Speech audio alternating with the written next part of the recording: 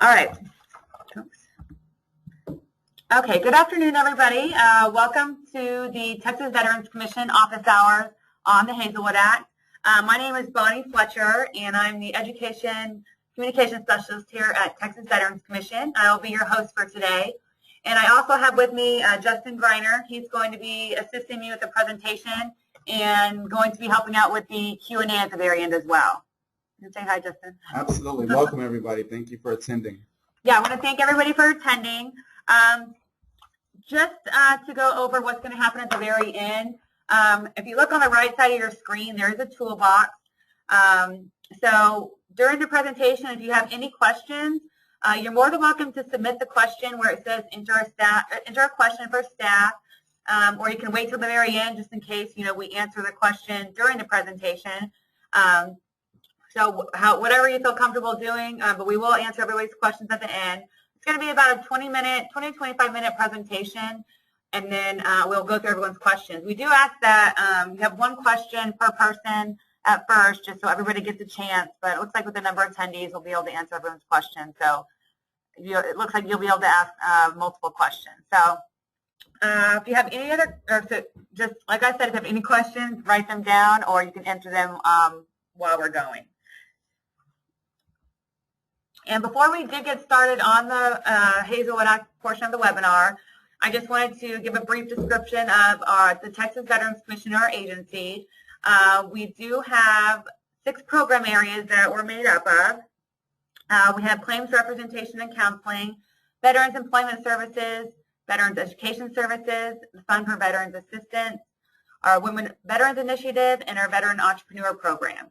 And if you have any questions about any of those programs, you can visit our website, which is www.tvc.texas.gov, or you can email us at info@tvc.texas.gov. And somebody does answer those emails every day, so if you have any interest or questions about any of those program areas, feel free to go ahead and contact us. Okay. So here's the agenda for today.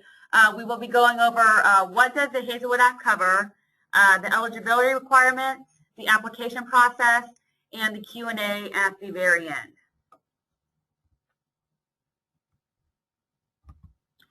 Okay, so first item on the agenda, what does the Hazlewood Act cover? So the Hazlewood Act is an exemption from the payment of tuition, fees, dues, and required charges, except deposits and student services fees for 150 credit hours. And just a reminder that books are not included in the student services fees. So you will have to pay out of pocket for the books. And just to give you a better perspective on the 150 hours, 120 hours is usually what a bachelor's degree goes for right now, or however many credit hours. So just so you can compare and contrast, and since it's 150 hours, it gives you a little more to play with after you get your bachelor's, or if you decide to take extra classes or maybe change degree plans in between.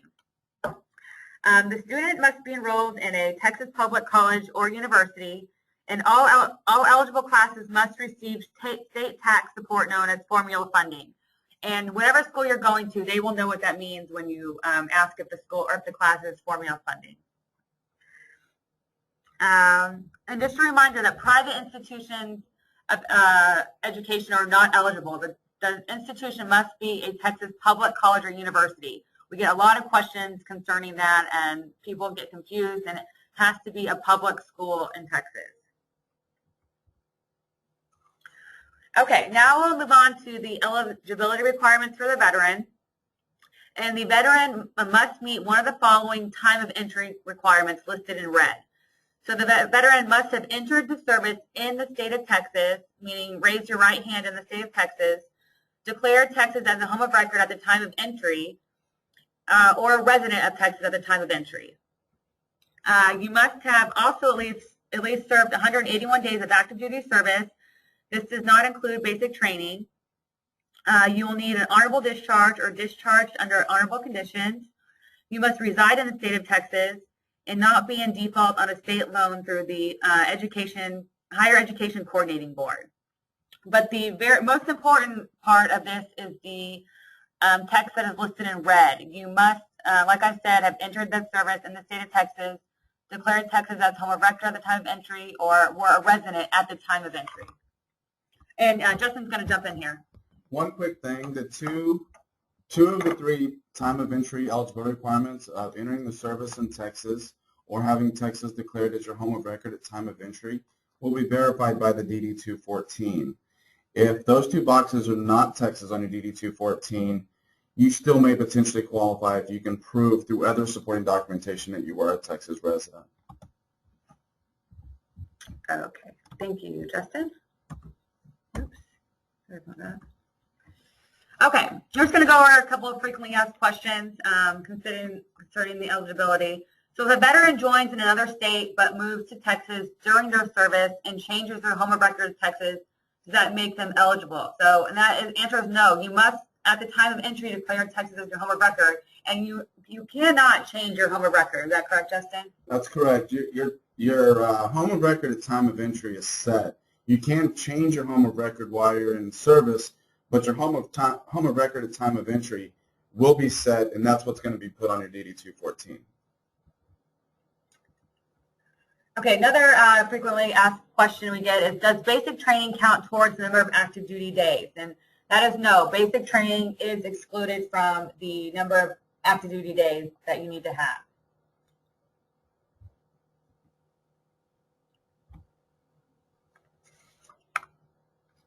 Okay, so as mentioned earlier, you can't have joined in another state and still qualify for the Hazlewood Act. So if you were a veteran that was a resident of Texas at the time of entry, but enlisted at a MEP station in another state, you will be required to provide a Texas high school transcript indicating your graduation from within 1 year of enlistment. If the enlistment date is more than 1 year after your high school graduation, you will be required to provide one of the following, which is a lease or mortgage documentation, a pay stub, or a W-2 form to verify Texas residency. This does kind of apply to a lot of people. A lot of people will, still be living in Texas, or just right out of high school, they'll join in another state. So just make sure that this does apply to you, that you have the proper documentation to prove that you were a Texas resident when you did join in the other state. And if you do pursue qualifying this route by proving that you were a resident, make sure that you go talk to the school and find out from them, based on when you entered and how long that was after your high school graduation, what the school is willing to accept.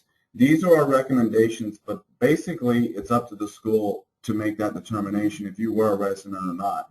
So talk to the school and work with the school to find out what documentation they prefer that you submit to them. Okay, moving on to the eligibility for the Legacy Act. Okay, so the Legacy Act is for transferring unused hours to a child from a veteran that has not been killed in action, not missing in action, or totally disabled. So the veteran first must have the Hazlewood Act eligibility requirements that we first mentioned in order to transfer. The child using the benefit must be the biological child, stepchild, adopted child of the veteran, or claimed as the veteran's dependent. The child must be 25 years or younger on the first day of the semester. And if the child does turn 26 in the middle of the semester, they will still be able to finish out the semester. It doesn't stop immediately. But once that child turns 26, they would not be able to register for another semester. The child must be a Texas resident and must meet satisfactory academic progress as well. And for the Legacy Act, only one child can use the hours at a time. And if there are multiple children, you can split up the hours however you would like, but only one child at a time. And the veteran can transfer and revoke the hours at any time as well. Is there anything else to add, Justin?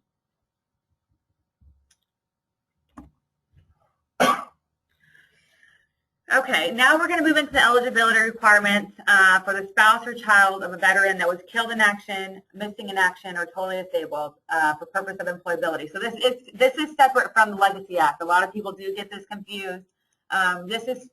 These requirements are specifically for the veteran that was killed in action, missing in action, or totally disabled, and the spouse or children of that veteran.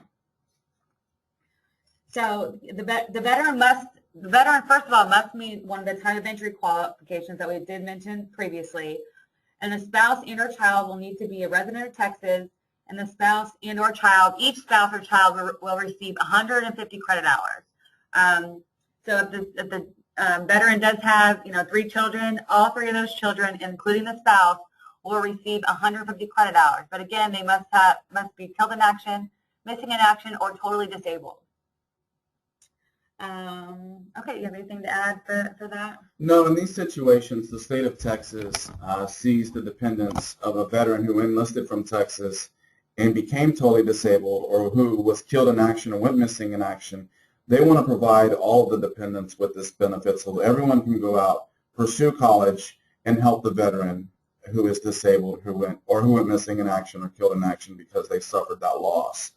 When a veteran is not killed in action, missing in action, or totally disabled, like Bonnie said, the veteran still has the option to transfer the benefit through legacy, but under these situations, each child would get their own individual 150 hours.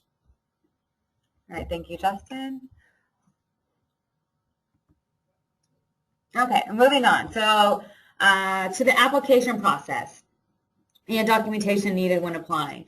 So we're just in the process of simplifying the applications, and we now have new application. It is specifically just one application. It used to be 2. So everything is simplified into one application now. And this is on our website, which I have listed below if you did want to get the application. So this is what is required for the veteran. So if you're the veteran applying, you will need to fill out the Hazlewood application. You will also need a copy of your DD-214 or DD-215, and also a VA certificate of eligibility stating regarding your post-9/11 GI Bill eligibility. And I'll let Justin go into that after I finish with this, the certificate of eligibility. And only veterans that served after 9/11-2001 will need their certificate of eligibility. And I'll tell you how to apply for that as well. All paperwork will be turned into your school's Hazlewood Act administrator. And just another reminder, you can retrieve all of the all the applications and documents required from the Hazlewood Act website listed below. And Justin, did you want to talk about the certificate of eligibility? Yes, the reason that second to last bullet is important is because if the person who's going to be using Hazlewood has the ability to use post 9/11 GI Bill benefits, the school technically has the ability to bill the VA first for those GI Bill benefits through the post 9/11 GI Bill. Then if there's tuition and fees that are still unpaid through that GI Bill, Hazlewood can be used to cover that difference. If the post 9/11 benefits are exhausted or they're at a rate less than 100%, Hazlewood can definitely be used. So you're not losing Hazlewood if you're eligible for post 9/11 benefits. You're just going to use the Hazlewood benefits after post 9/11.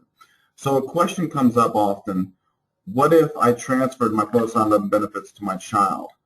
So in that case, if a veteran qualifies for Hazlewood, they could use Hazlewood while the child uses the GI Bill benefits. Or vice versa. If a veteran didn't transfer their benefits to their child, the child potentially could move forward with Hazlewood, where the veteran would be held up. But the school, bottom line is, if the veteran did serve after 9/11-2001, they potentially have eligibility for the post 9/11 GI Bill. So the school wants to know if there's any qualifications for that benefit, and if so, who has that benefit. Okay. Okay, and this is for the VA certificate of eligibility. We used to suggest people call in and you could request it over the phone, but you can't do that anymore. So if you want to request your certificate of eligibility, you need to go to the Veterans Online application. Even if you just Google Vaughn app, it'll be the first thing that comes up. If you aren't signed up, you need to create a username. You'll be able to go online, fill out this application, and it will tell you what you're eligible for, and then you can print that out and turn that in with your Hazlewood Act application. Is that correct, Justin? That's correct. Okay. And it's a pretty straightforward website, and the application, it shouldn't be too hard. I haven't filled it out in a few years, but we haven't had really any complaints about it. Okay. So now we'll move on to the application process for the legacy applicant. Let's see, I'm sorry. So for the legacy applicant, you will need to fill out the Hazlewood Act application. The veteran will need to fill that out.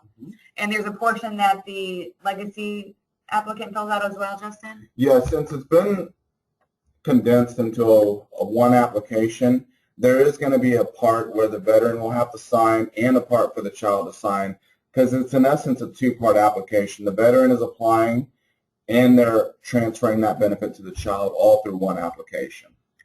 Yes, and you will still need a copy of the veteran's DD-214 or DD-215. You'll need the birth certificate of the legacy applicant, or if it's adopted, or if they adopt the child, adoption documentation. IRS 1040 from current or previous year indicating the child's dependency. And for stepchildren, a combination of a birth certificate and marriage license to the spouse in lieu of the IRS 1040. And there are certain circumstances where the veteran is deceased, but they are still using the Legacy Act. You will need the death certificate if the veteran is deceased. Okay, moving on to the application process for the spouse or child of a veteran that was killed in action, missing in action, or totally disabled. You will need you always have to fill out the Hazlewood Act application as well. You'll need a copy of the veteran's DD-214 or DD-215. You'll need, if the veteran is deceased, you will need a DD-1300, which is the report of casualty form for verifying the veteran's place of injury and that his or her death was service-related. You will also, and if the veteran is 100% disabled, you'll need a VA rating decision letter if the veteran is totally disabled, and a birth certificate or adoption documentation for the child, and marriage certificate for the spouse. I know this seems like a lot of information, and actually on our website we have a checklist just to make it easier of all the stuff that you'll need when you turn in all of your paperwork. Also, two other things. When you actually print the application, before you start the app, there's a cover page that'll tell you the documents that you need to submit. And also, on a final thing, if you turn in all the documents to the school, and there's any other documents that the school wants, they will definitely let you know, and because you have to work with the school to gain the final approval. Okay, thank you very much, Justin. Moving on. Okay, we run into this question a lot. Some veterans just have lost their DD-214, don't know where it is. You can request another copy. I actually have done this before, and it took about 2 weeks. You can go online to the website and request, or you can call the National Personnel Records Center at that number, and they will send you a new DD-214. And one thing we do suggest, when you do get that certified copy of the DD-214, you can file it at, I believe, the courthouse, and they will keep it on file, so you won't have to worry about it. If you lose it again, you can always just go to them, and they can give you a certified copy. So a little tip on the DD-214. Okay, moving on. So all applicants, veterans, and dependents using the Hazlewood Act, they must register to the Hazlewood Act online database to be in accordance with FERPA. So if you do not have a username or password for the online database, just in this website as well, it's on our the Hazlewood Act website. So if you don't already have an account, you can log on to see how many hours you have left. And if you do log on and you see the number 0, don't panic. That doesn't mean you have 0 Hazlewood Act hours. It shows you the number of hours you have used. So if it says 0, it means you've used 0 hours. But how long does it take to update the database, Justin? So if you have used some hours and you don't see anything? The database will be updated as soon as the school reports that you've used the exemption. At the end of each semester, the schools are required to report to us who used the benefit for the prior semester. So when you're first getting started, at the end of your first semester, when you go log on to see your hours used, there may not be hours showing up. But once the school reports those hours, you will be able to see them. And as you go through school, it'll stay caught up with you as the school reports the hours. Okay, and once again, you can access the online database registration page from our Hazlewood Act website. Okay, now moving on to stacking Hazlewood Act and your federal benefits such as post 9/11 GI Bill. We get a lot of questions about this. So stacking your benefits with your federal benefits, it is allowed. Hazlewood eligibility will be based off the veteran's current election federal education benefits. Federal benefits that are dedicated to the payment of tuition and fees, such as post 9/11 benefits, must be considered when granting the Hazlewood Act. So stacking is allowed if the value of Chapter 33 benefits is less than or equal to the value of the Hazlewood. So for example, if you're only using, like say 70% of your post 9/11 GI Bill, you can then use your Hazlewood Act to cover that extra 30% that is not covered. I just want to say, because of this requirement, this is why the certificate of eligibility is required if the veteran served after 9/11/2001. So just keep that in mind. If the veteran served after 9/11/2001, you're going to need a certificate of eligibility for federal benefits. And this reason why right here is why that letter is needed. Okay. And that was about, just conclude our presentation of about 20-25 minutes. We did, touch most of the main parts of the Hazlewood Act. I'm going to give you guys a few minutes if you want to enter some questions. Please do so. That is what we're here for. So I'm going to give you guys a couple of minutes, and we will answer questions online once you enter them into the toolbox on your right-hand side.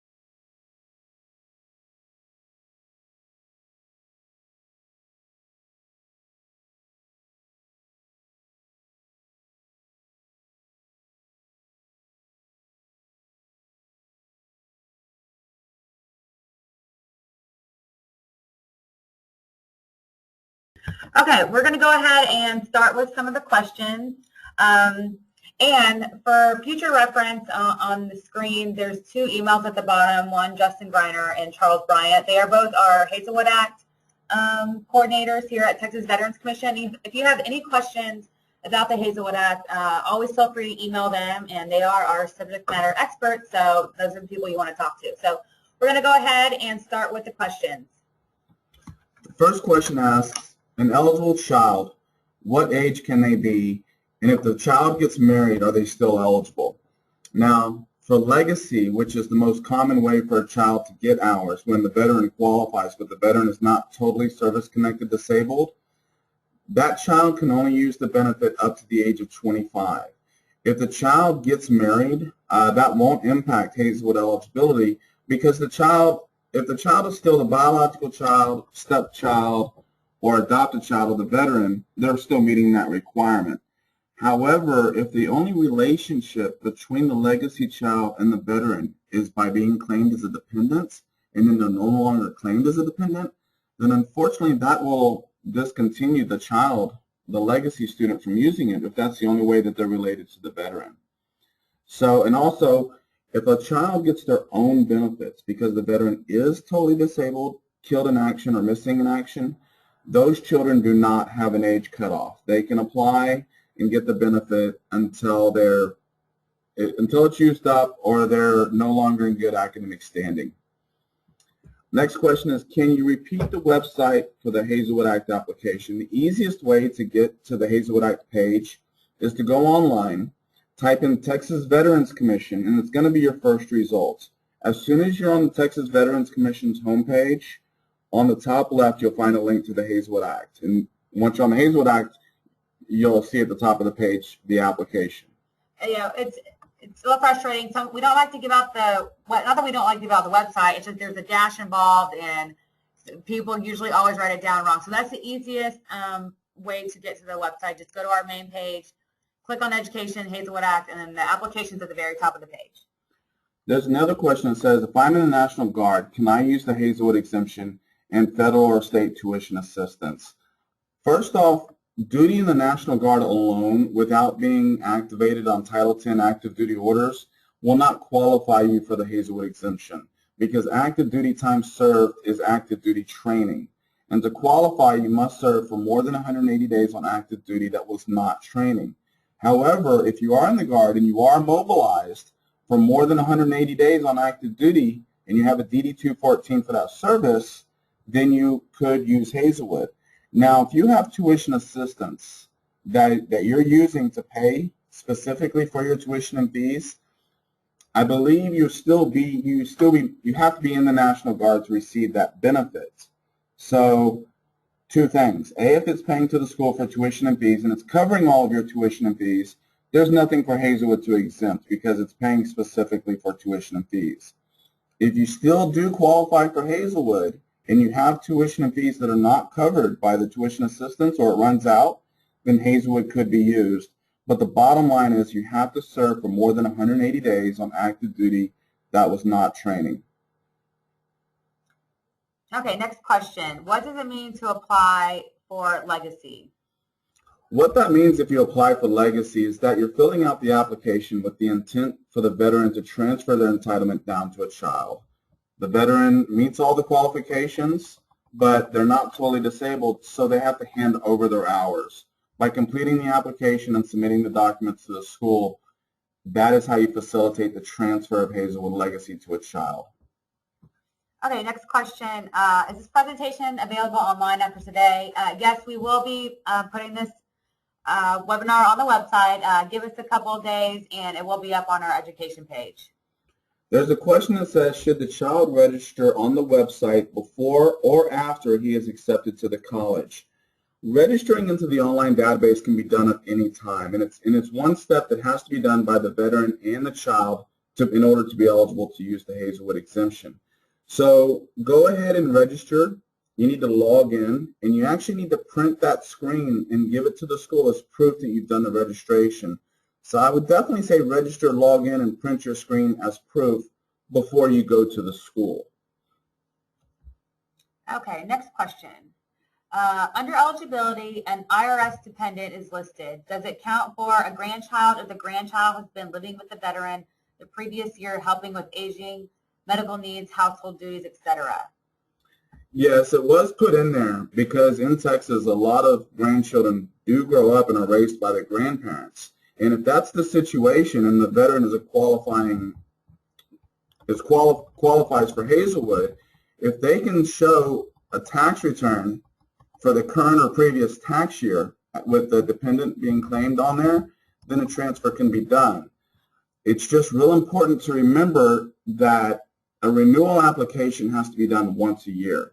So if the only way that the grandchild is qualifying for a legacy transfer from a grandparent is being claimed on their taxes, and then the child turns 18 and they no longer are being claimed by that grandparent, because they're not the biological child, stepchild, and not adopted by the grandparent, the benefit would end, because the only connection between that grandchild and the veteran in regards to Hazlewood is through the income tax return. I hope that answers your question. If you still have any questions, feel free to email us on that one. Okay, yeah, Scott, I know it looks like you got online late, but yes, this presentation will be posted online, so you can just look for that on our website in the next couple days. Next question. If I have to leave Texas due to a job change, but my child stays in Texas to go to school, does that preclude me from using this exemption? It actually would. The veteran is required to reside in Texas during the semester or term in which the benefit will be used. The only exception to that requirement is if the veteran either re-enlists back into active duty or is married to a spouse who's on active duty, and that is why they're living outside of Texas. If your job takes you outside of the state and it's not active duty orders, then unfortunately the next semester your child wouldn't qualify anymore because the veteran does have to reside in Texas. Okay, next question. Does myself as a veteran or my dependent need to register online if none of the hours are going to be used right now? Looks like you have children that are 9 and 7. You don't need to register right now because the benefit isn't going to be used until they're in school. It won't do any harm to register right now. It's just not going to serve a purpose until you actually apply at the school. And like I said, everyone when they register, it's going to show 0 hours because that's not your entitlement. That's what you've used. So just to reiterate, there's no problem with registering early, but that far away from high school graduation, it's your call. If you go in there, you're just going to probably need to re-log back in when they get to college age and show proof to the school that they're in the database. Okay, next, excuse me, next question. I have 60% only for the post 9/11. Can I use the Hazlewood Act to cover the rest, 40% of my tuition and fees? Yes, you can, as long as you're attending a community college or a state university. Okay. Is it possible to get a copy or access to presentation? Yeah, sorry. Yes, we will be putting this online, so just hold tight for the next couple days, and by Monday it will be on our website. The next question asks if there's a time limit for receiving Hazlewood benefits. If you got out of the service in the 80s, does this benefit expire? For the veteran to use the benefit, there is no expiration date. If the veteran qualifies and they want to use the benefit and they meet the eligibility requirements, they can go back and use it.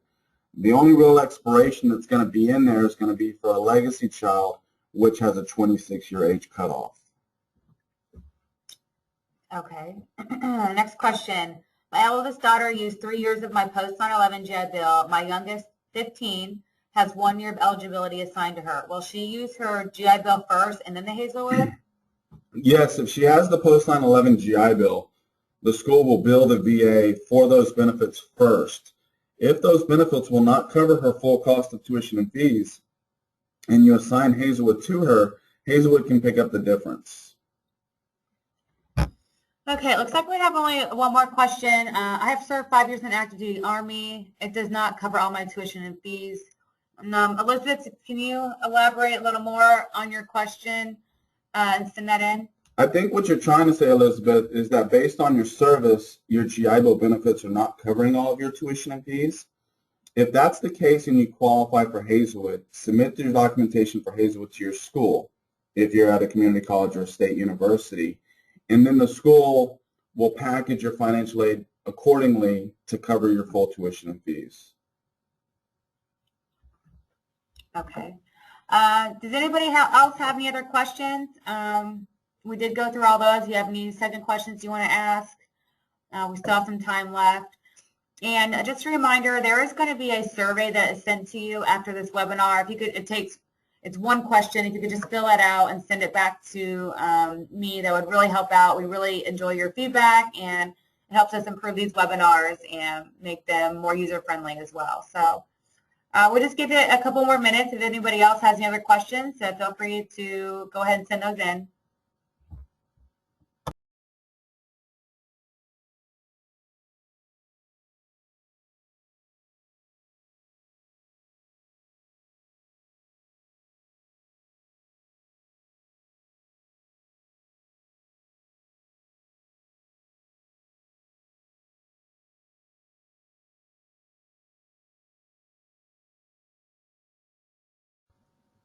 Okay, looks like we got a couple more questions.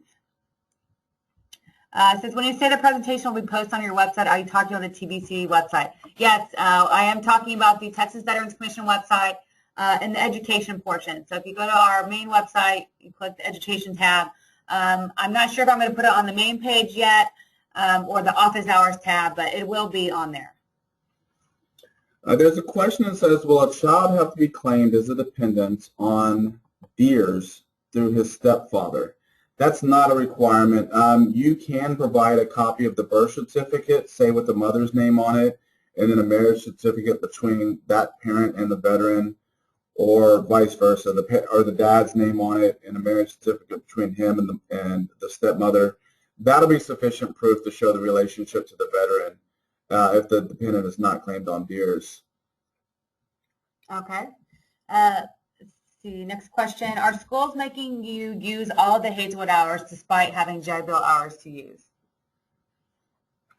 Are schools making you use all of the Hazlewood hours despite having GI Bill hours to use? Well, first off, there's two different kind of GI Bill benefits. There's Montgomery GI Bill benefits and there's post 9/11 GI Bill benefits. Montgomery GI Bill benefits don't conflict with Hazlewood at all. So while you're using Chapter 30 Montgomery GI Bill benefits, you can receive that stipend that comes directly to the recipient and have Hazlewood cover the tuition and fees. However, once those benefits are used up and you either then apply for post 9/11 or you show that you don't qualify for post 9/11, that's when Hazlewood will be calculated. So when you go to post 9/11 benefit, that will always be used before Hazlewood, and Hazlewood will come into play only if post 9/11 doesn't cover all the tuition and fees. I hope that answers your question. If not, feel free to call or email us. Okay, well, let's wait a couple more minutes. Anybody else has any other questions?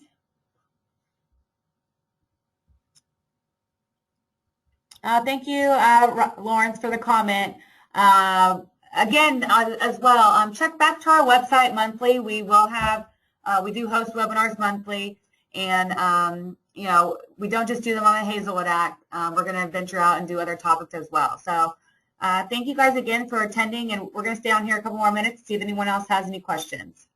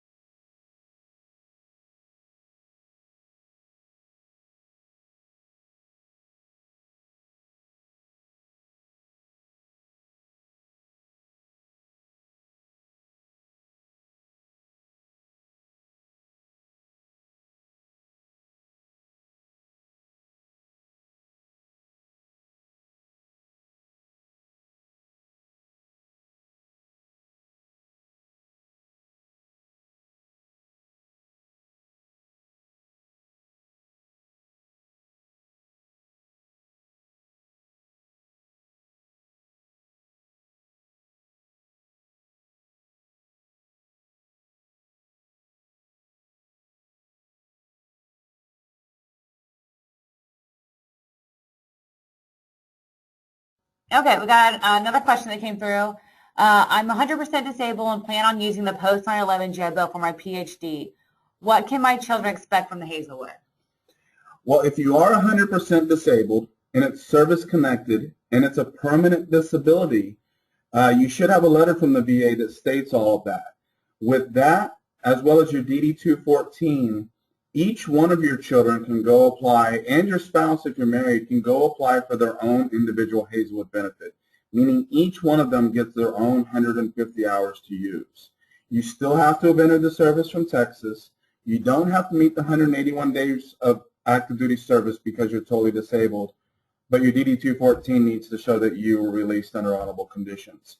As long as you have that DD-214 and the disability letter, then make a copy of those for your children. Have them get their birth certificate or marriage certificate for your spouse.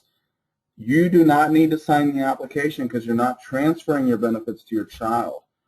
They would apply on their own directly at their school, and then the school will work with them for the approval of their benefits. All right, I hope I answered your question, Scott. Any more questions? I know, 150 hours each. It's a really great benefit. It's a huge benefit. Spread the word. All right, stay on for a couple more minutes longer if anyone has any questions. Still kind of early, 2:45.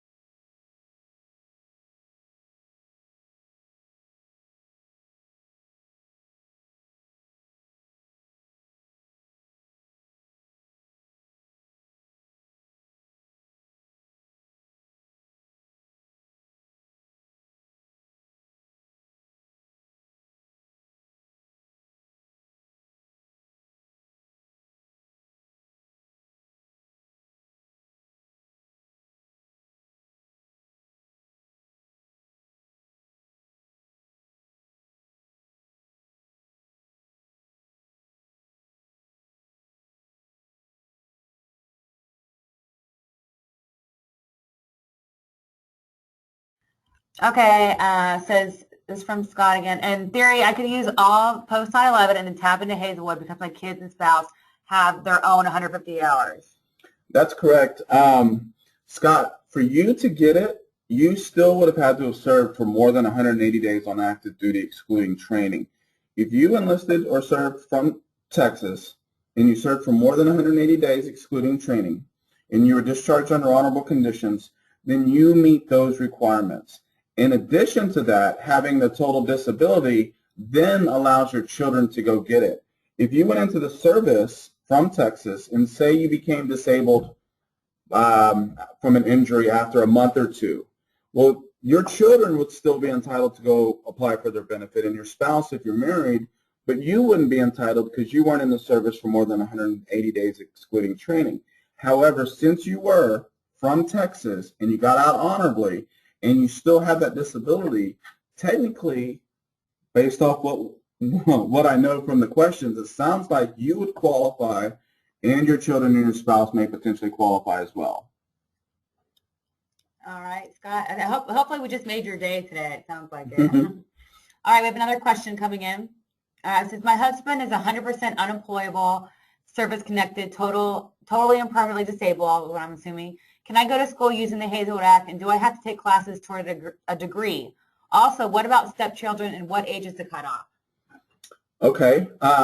Stepchildren, A, can apply for the benefit because they're related to the veteran.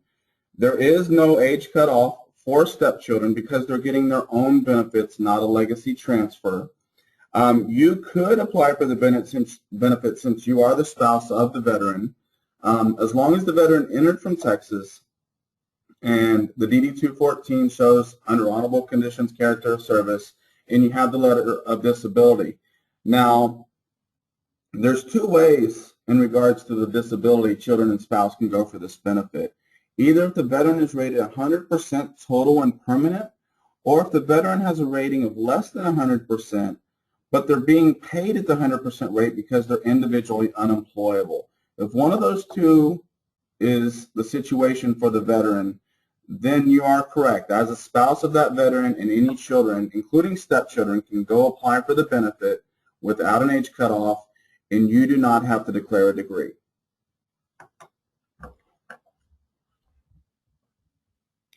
Okay. Any more questions out there?